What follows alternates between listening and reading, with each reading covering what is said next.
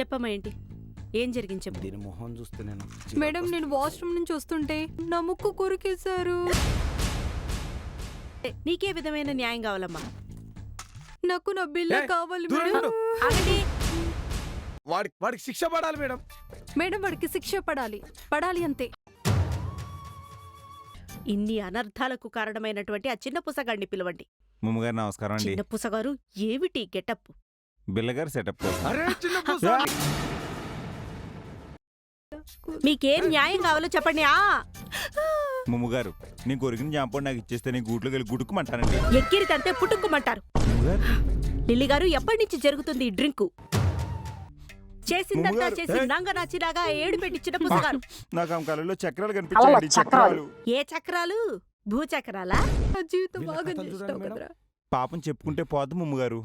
చిన్న పుసగారు మీరు చేసిన పాపాలు చెప్పుకుంటూ పోతే మిమ్మల్ని చెప్పుతో కొడతా.